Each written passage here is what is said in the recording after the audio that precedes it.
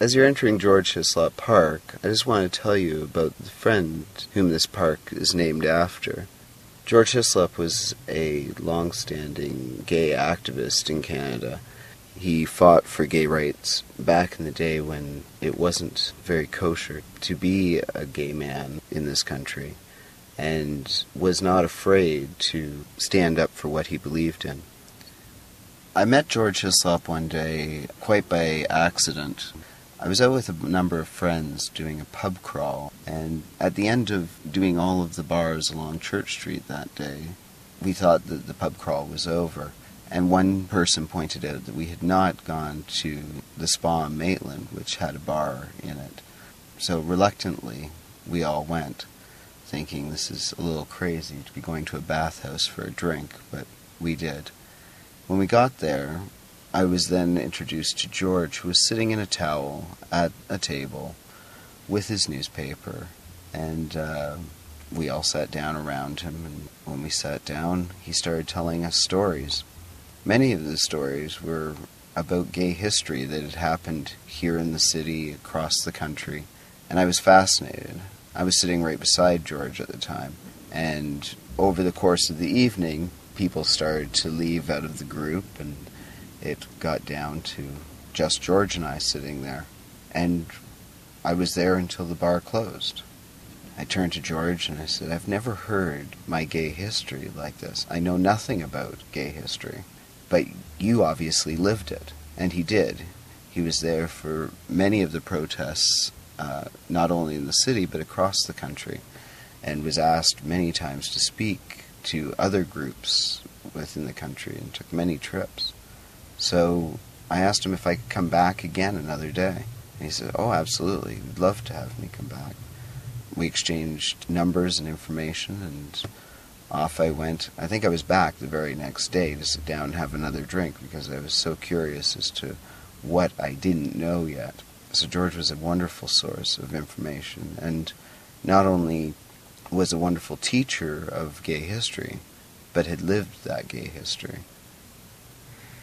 In 2004, George Hislop was asked to become the Grand Marshal for the Toronto Pride Parade. He called me up one day to tell me that he had been asked to be Grand Marshal, and he didn't want to ride in the car alone. He says, "I don't know what to do to sit out there by myself." He said, "Will you come and join me and wave at all these people?" I said, "Oh, that would be a great thrill. It's an honor to ride in the Pride Parade with the Grand Marshal."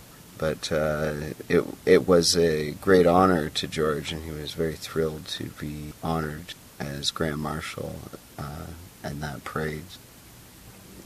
I believe the year that George was Grand Marshal in 2004, Forte, the gay men's chorus, put on a performance of something called Steam Heat, which was written by Terry Thompson here. And George and I were invited, as George was invited to a number of Forte performances. He had a number of friends in the chorus. And we sat down, and we knew that there was something in the performance that was going to be about George, and there was something special about it.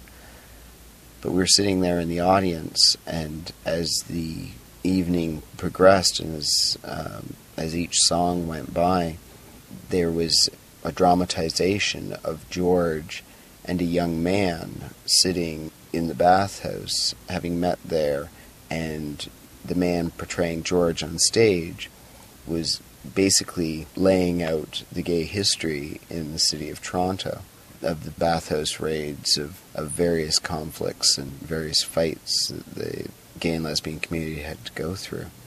And through it, George and I held each other's hand and started crying. The farther this went, the more we just couldn't get over it. The truth is that Terry Thompson knew nothing about George and I and how we'd met or anything else. And yet he had written our story and put it on stage, and we were completely overwhelmed by it. It was a night that I could never forget, and it was amazing to me that it had just happened by chance. if things actually just happen by chance. My name is Christopher Hudspeth, and I was a friend of George Hislop's.